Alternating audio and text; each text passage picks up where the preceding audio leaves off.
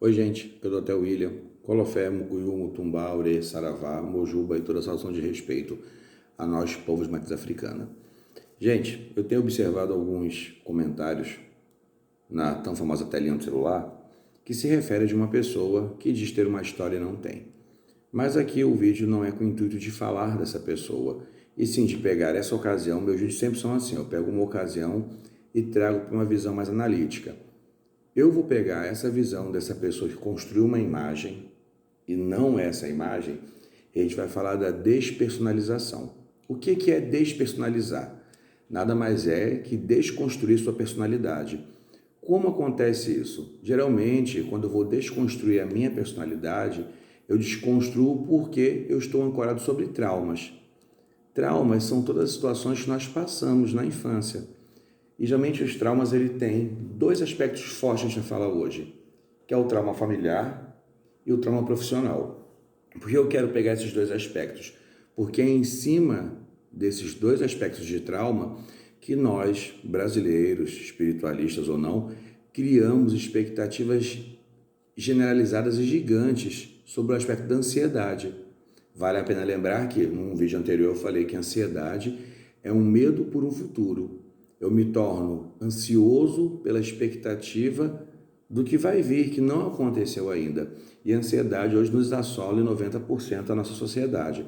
Então, voltando, se eu tenho uma despersonalização, que é a desconstrução da minha personalidade, como eu cheguei nisso? Quando mais novo, eu sofri traumas significativos como abandono, saudade, medo, o não entender de um falecimento, a perda de um parente, a perda de uma pessoa que nos criou, a questão das rejeições emotivas, familiares, estéticas, rejeições pela minha falta de maturidade, rejeições pelo meu histrionismo, pelo meu excesso. Quando eu sofro essas rejeições, que são de âmbito familiar, eu automaticamente me torno vingativo, eu busco um discurso de ódio. Afinal, não fui aceito, fui abandonado, me sinto minorizado e, por consequência, eu vou ter que providenciar uma vingança. Eu preciso mostrar a essas pessoas que me machucaram que eu também as posso machucar. Como isso acontece? Na idade de 18 a 25 anos é quando o ser humano se torna independente, ele busca ser independente, ter sua voz de fala, entendeu? Aí vem os traumas profissionais. Dentro dos traumas profissionais, nós temos ali assédio moral, assédio pessoal, perda de um emprego. E às vezes a pessoa estava trabalhando bem, mas ela perdeu o emprego. E, em geral, esse emprego sempre vai ser utilizado para a conquista financeira, para que essa pessoa possa voltar ao seu âmbito familiar e comprar ali o seu vale de aceitação. Afinal, a mãe não aceitou, o pai não aceitou, a tia, a madrasta, mas hoje, devido à dependência, vão ter que aceitá-lo. Daí eu tenho a segunda quebra, que quando eu passo mais um trauma profissional, eu entro na expectativa da ansiedade e me torno desordenado, entendendo que tudo que poderia me salvar para a resolução dessa fobia que eu tenho, dessa ansiedade que eu tenho por ser aceito, foi quebrada. Existe uma frase que diz que todo rejeitado rejeita, e ele sempre rejeita o seu estado de minoridade e não aceitação.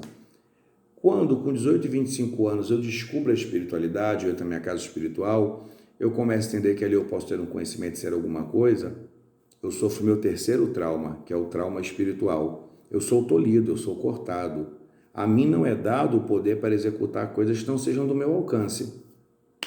Sofro uma expectativa negativa, porque eu busco, através do espiritual, levar a solução a alguém para ter o mérito e ter a glória. Tendo a glória, eu massageio meu ego, eu me conforto. Porém, gente, o trauma, ele tem três caminhos de resolução extremamente preocupantes, que falando desses três caminhos, vocês vão entender onde eu quero chegar. Quando eu tenho uma pessoa com trauma, que passou por trauma familiar, trauma espiritual e trauma profissional, a pessoa ela vai acabar entrando num caminho de resignação. Alguns aceitam os traumas.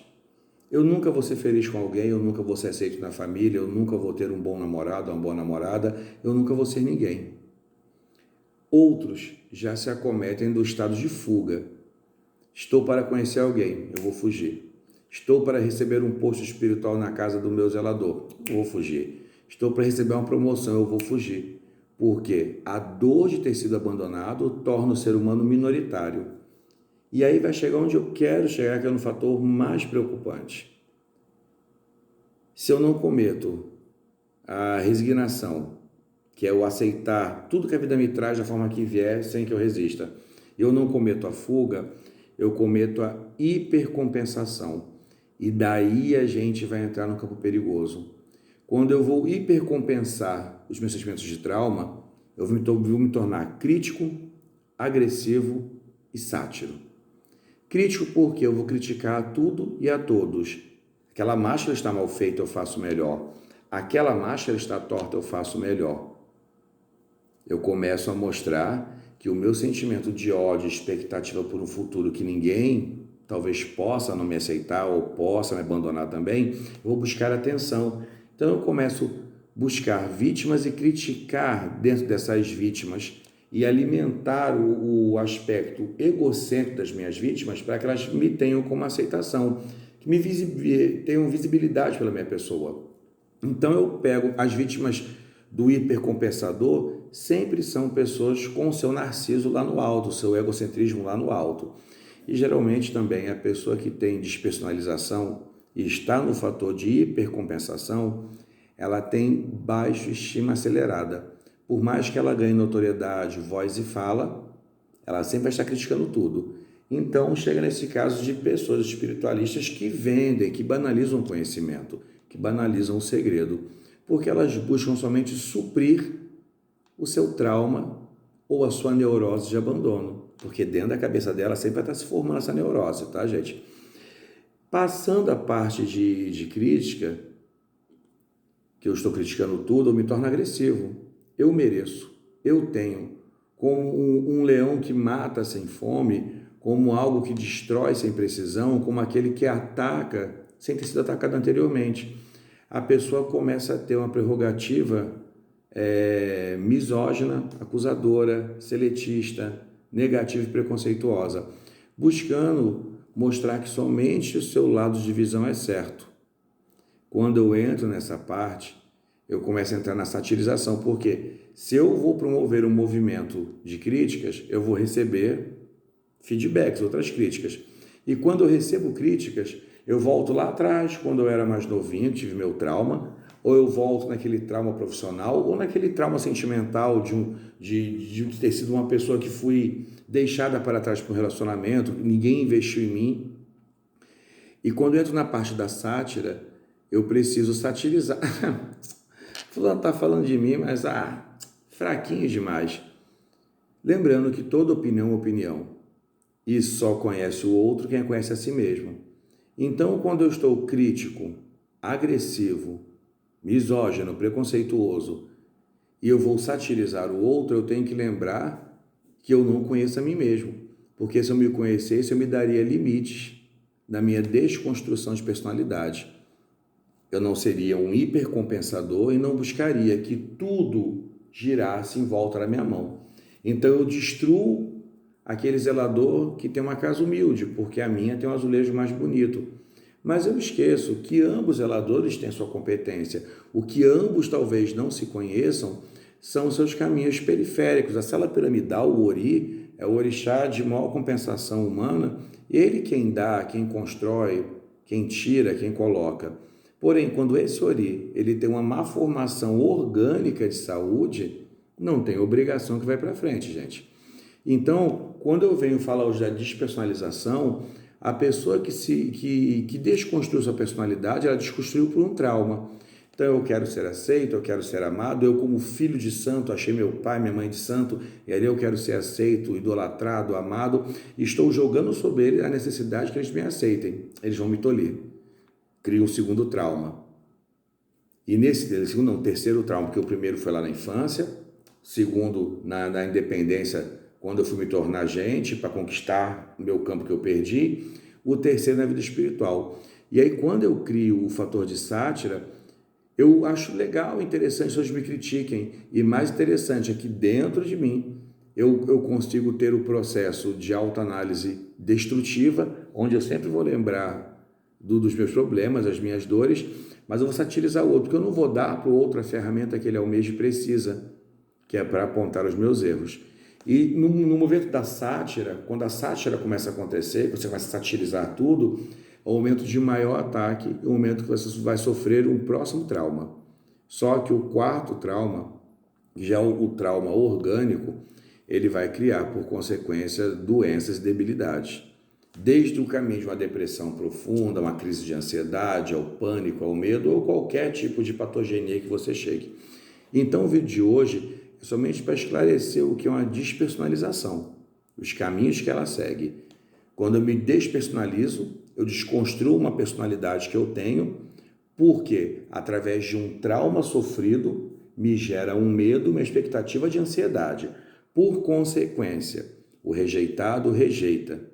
Através de seus traumas, ele consegue achar o caminho de resignação, onde a vida me leva e nunca nada vai melhorar, onde eu posso fugir, eu começo a fugir das coisas, vou fugir de novos barracões, fugir daquele zelador, vou fugir do meu padrinho de Orocó, vou fugir de todo mundo que me acuse e que me lembre do meu trauma.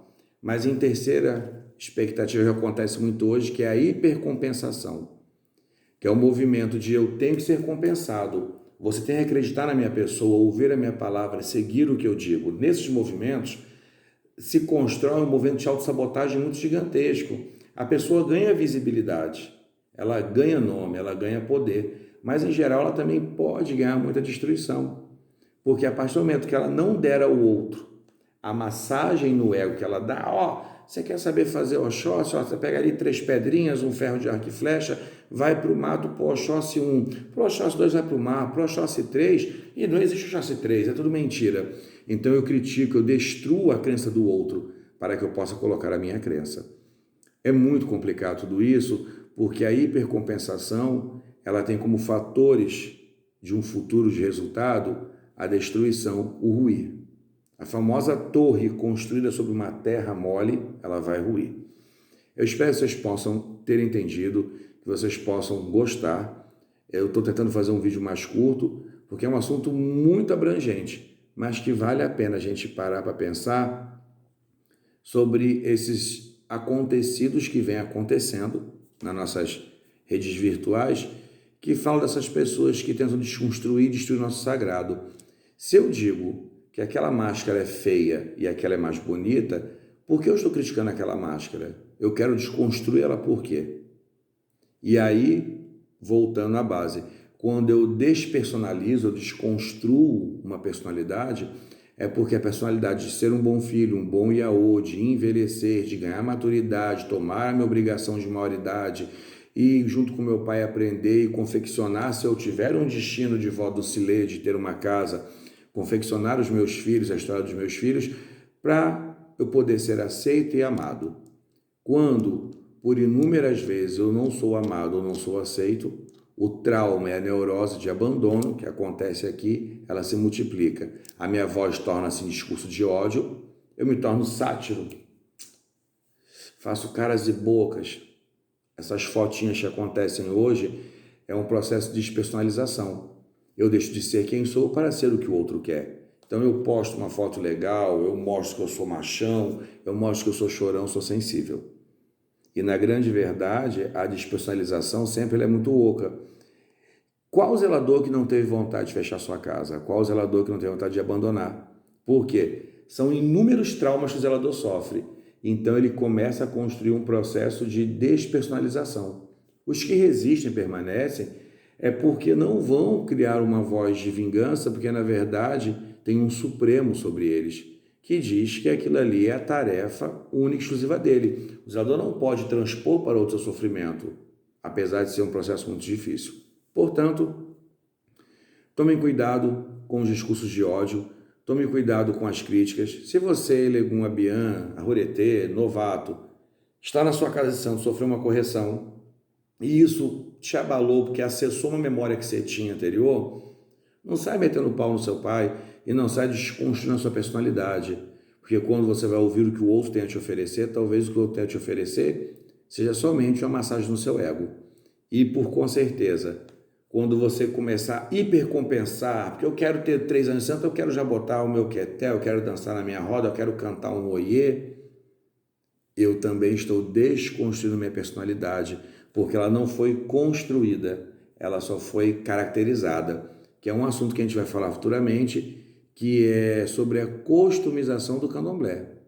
Eu não customizo da forma que eu goste, eu me adequo à forma que já é existente. Se tudo fosse tão ruim, gente, nada precisaria ser trocado. Então, esse esquema que está vendo agora espiritual de crítica às casas já ancestrais ou novatas existentes por uma base patriarcal, matriarcal vinda distante, o respeito sempre é dado à matriz. Mas a nossa matriz, como eu sempre falo, foi construída em cima de muito sangue e desconstruída como pátria pela traição dos seus próprios membros. Um grande beijo, Colofé, Mucuyu, Saravá, Orê. Espero que vocês gostem. Compartilha, dá uma força para o canal. Lembrando que o meu intuito sempre é levar informação. Não é me preocupar com o que acontece fora do meu vínculo. Se eu puder ajudar, legal. Se eu não puder ajudar, eu não atrapalho. E não pertence a mim a voz de fala do outro, somente a minha. Grande beijo, até um próximo encontro.